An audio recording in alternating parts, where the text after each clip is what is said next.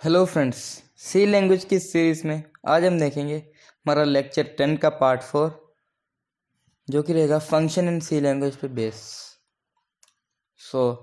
आपने पढ़ा था फंक्शंस क्या होता है। फंक्शंस होता है एक पीस ऑफ कोड जो कि एक सर्टेन ऑपरेशन परफॉर्म करने के लिए बना हो। एंड फंक्शंस टू टाइप्स के भी देख लिए हमने, user defined and pre defined. Pre defined functions वो होते हैं जो कि पहले से बने हो, एंड यूज़र डिफाइंड फंक्शन को हम खुद बनाते हैं। फंक्शंस को हम इन 4 तरीकों से डिफाइन कर सकते हैं। Takes nothing returns nothing, takes something returns nothing, takes nothing returns something, and fourth is takes something returns something का हमने ये दो पहले से अपने लास्ट 2 वीडियोस में देख चुके हैं, और आज हम देखेंगे takes nothing returns something nature का। Okay, takes nothing returns something nature का। ये हमारी लास्ट वीडियो थी, इसमें हमने ऐसे देखा था, और आज हम देखेंगे टेक्स नथिंग और रिटर्न कुछ ना कुछ वो करे, रिटर्न समथिंग का।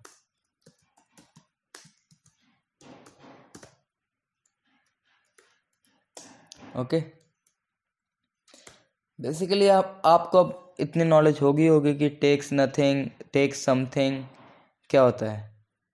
मतलब हमने देखा था टेक्स नथिंग रिटर्न्स नथिंग देखा था, उसमें हमने क्या किया था, जैसे मल्टीप्लाई के ये आर्गूमेंट्स थे, इसमें हमने कोई भी वैल्यू पास नहीं की थी, कोई वेरिएबल का नाम नहीं लिखा था इधर।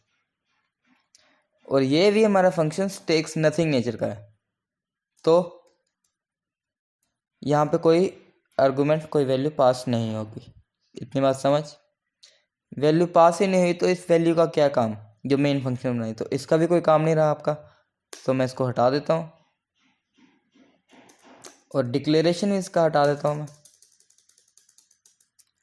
एंड टेक्स नथिंग का मतलब यहाँ पे कुछ पास नहीं करना, यहाँ पे अपने कुछ पास नहीं किया तो पैरेंथेसिस इसके खाली रहेंगे।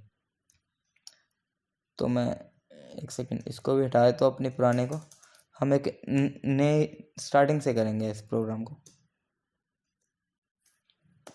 ओके, एंड आपने इसमें कोई वैल्यू पास नहीं की क्योंकि ये टेक्स नथिंग नेचर का है। आपने यहाँ पे कुछ वैल्यू रिसीव करेंगे क्या? नो। क्यों? क्योंकि ये हमारा फंक्शन टेक्स नथिंग नेचर का है। यहाँ पे हमारे क्या आएगा, यहाँ पे आएगा वॉइड। आप यहाँ चाहे तो वॉइड कीवर्ड भी लिख सकते हैं और इसको खाली भी छोड़ सकते हैं, मैंने खाली छोड़ दिया। और इसके पैरेंथेसिस में आप क्या लिखेंगे, यहाँ पे सोचिए क्या लिखेंगे। जी हाँ, यहाँ पे भी आप वॉइड लिखेंगे क्योंकि आपने कोई वैल्यू पास ही नहीं की। क्यों? क्योंकि वो टेक्स नथिंग नेचर का फंक्शन है हमारा। ओके, अब देखिए आपने कोई वैल्यू पास नहीं की, जैसे कि मैं एग्जांपल लेता हूँ कि मेन फंक्शन ने मल्टीप्लाई फंक्शन को कॉल किया और उसको बोला कि मेरे को 2 वैल्यूज़ का मल्टीप्लाई करके मेरे को दे। उसने उसको 2 वैल्यू पास नहीं की है, खाली इतना बोला कि मेरे को 2 वैल्यूज़ का मल्टीप्लाई करके दे। आप उस 2 वैल्यू को कहाँ से लेंगे? 2 वैल्यूज़ को खुद यूज़र से लेंगे अपने फंक्शन के अंदर। तो मैं जैसे कि मेन फंक्शन ने मल्टीप्लाई को कॉल किया, मैं इस यूज़र से ले लेता हूँ यहाँ पे। बेसिकली मैंने यहाँ पे लिखा a, b, c, मतलब 2 वैल्यूज़ को मैं ले रहा हूँ। मैंने लिखा यहाँ पे प्रिंट एफ, क्योंकि हम 2 वैल्यूज़ को फंक्शन के अंदर ही लेंगे। मैंने लिखा एंटर 2 नंबर्स। उसके बाद मैं स्कैनर फंक्शन लिखता हूँ जो कि यूज़र से वैल्यूज़ लेगा। %d लिखा मैंने, and address of a and address of b, उसको सेपरेट कर देता हूँ मैं सेमीकोलन से। एंड मैं क्या चाहता हूँ, 2 मल्टीप्लाई हो जाए और सम चल जाए c में। ओके, अब एक इम्पॉर्टेंट बात जो कि ये है, आपको टेक्स नथिंग तो समझ आ गया, जब मैंने टेक्स नथिंग का तो बना दिया हमारा प्रोग्राम, बट यह है रिटर्न समथिंग। रिटर्न समथिंग का मतलब है कुछ ना कुछ वैल्यू वो रिटर्न करे। वो रिटर्न कैसे करेगा वो देखेगा। ये फंक्शन रिटर्न करेगा वैल्यू। देखिए बेसिकली आपने चाहते हैं कि ये सी की वैल्यू रिटर्न हो, तो यहाँ पे प्रिंट कराने का क्या फ़ायदा। सो आप इसको भी हटा सकते हैं। आपने सी की वैल्यू तो रिटर्न करानी है मेन फंक्शन को वापस।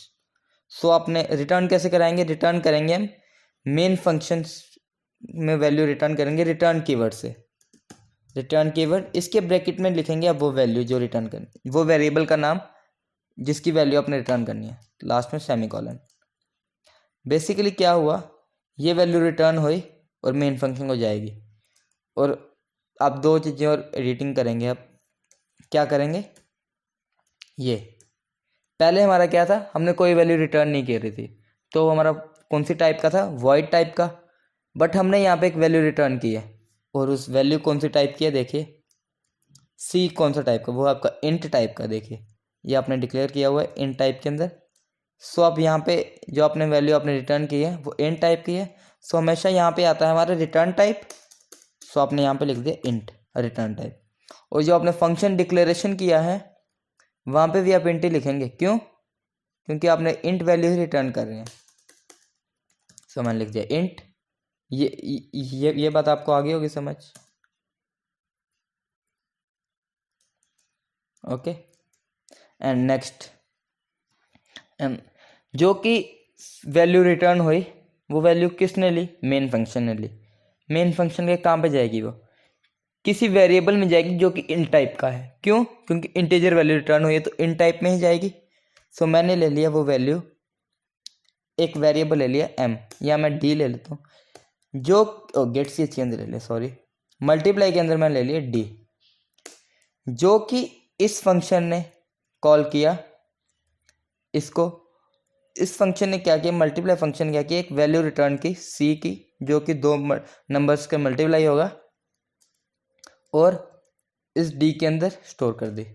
कैसे की, क्योंकि वो रिटर्न समथिंग नेचर का, उसने जो वैल्यू रिटर्न की वो इन टाइप की थी, इसलिए हमने इंट टाइप के अंदर ली। हमने d का यूज़ किया है, सो हम ऊपर लिख लेते हैं इंट d। उसको हमने डिफाइन कर लिया, ऊपर डिक्लेयर कर लिया, सॉरी। एंड लास्ट में क्या किया मैंने, जो d वैल्यू है उसको मैंने प्रिंट करा देता हूँ। मैंने लिखा print F multiplication of a and b is percent d। यहाँ पे लिख दिया मैंने, d में वैल्यू है तो d लिख दिया। ओके, सो हम इस प्रोग्राम को पहले रन करके देख लेते हैं, उसके बाद मैं आपको कुछ और बातें समझाऊंगा इसके बारे में। प्रोग्राम को रन किया, एंटर 2 नंबर्स डाले, मैंने डाला 2 और 3। मल्टीप्लिकेशन आ चुका है 6। मैं फिर कर रहा हूँ, रन किया, मैंने डाला 10 और 20। इसका आना चाहिए 200। जी हाँ 200 आ गया। बेसिकली क्या हुआ, जब आपने मल्टीप्लिकेशन को कॉल किया तो वो आपने कोई वैल्यू पास नहीं करनी थी, क्योंकि वो टेक्स नथिंग नेचर का है। सो आपने वो वैल्यूज़ कोई पास नहीं की, फंक्शन कॉल हुआ, कंट्रोल हमारा यहाँ पे आ गया। उसने यूज़र से वैल्यू इनपुट कराई ए और बी की, और उस वैल्यू को मल्टीप्लाई कर दी और सी के अंदर स्टोर कर दी। ओके, और रिटर्न कर दी वो वैल्यू जो कि मेन फंक्शन ने रिसीव की। जब मेन फंक्शन ने रिसीव की, उसने उसको क्या कर दिया, किसी एक वेरिएबल में डी के अंदर स्टोर कर दिया, और आपने लास्ट में क्या किया, वो वैल्यू प्रिंट करा दी उस वेरिएबल का नाम लिख के। ओके, ये आ गया समझ। अब देखिएगा, मैं आपको एक अच्छी सी एक एग्जांपल समझा रहा हूँ। देखिए मैंने, अगर मैं चाहता हूँ इसके अंदर मैं लिखना चाहता हूँ प्रिंट एफ, मैंने कुछ लिखा इसके आगे, हेलो हेलो ब्रिगू लिख दिया, मैंने अपना नाम ही लिख दिया। चलो एक क्वेश्चन है आपसे, क्या ये ब्रिगू प्रिंट होगा, सोच के बताइए। वीडियो को पॉज करके आप अच्छी तरह से सोच सकते हैं, उसके बाद आंसर देखिएगा और मैं आपका आंसर बताऊंगा, देखिएगा आपका आंसर सही है या गलत है। सो ये ब्रिगू प्रिंट नहीं होगा। क्यों, क्योंकि आपने जब वैल्यू रिटर्न की, देखिए मैं रन करके बताया था आपको पहले, 2 और 3 मल्टीप्लिकेशन 6, ब्रिगू प्रिंट तो नहीं हुआ हेलो ब्रिगू। क्यों नहीं हुआ, क्योंकि उसने वैल्यू रिटर्न की सी वाली, वो कंट्रोल हमारा इसके पास आ गया, रिटर्न के बाद तो कंट्रोल तुम्हारा इसके पास तो गया ही नहीं। सो उसके बाद आप कुछ भी लिखो वो आपका एग्जीक्यूट नहीं होगा उस फंक्शन के अंदर। ओके, तो ये बात भी आपको समझ आ गई होगी। एंड इसमें और कुछ बचा नहीं है टेक्स नथिंग रिटर्न्स समथिंग में। और अब हम नेक्स्ट की वीडियो में देखेंगे takes something return something nature का।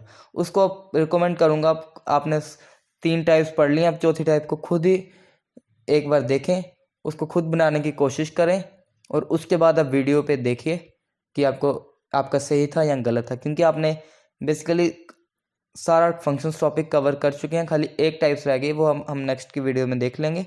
बट आप खुद उसको पहले ट्राई कर लीजिएगा। सो आज का हमारा ये रहा, आप इस प्रोग्राम को नोट कर सकते हैं जो कि था takes nothing return something nature का।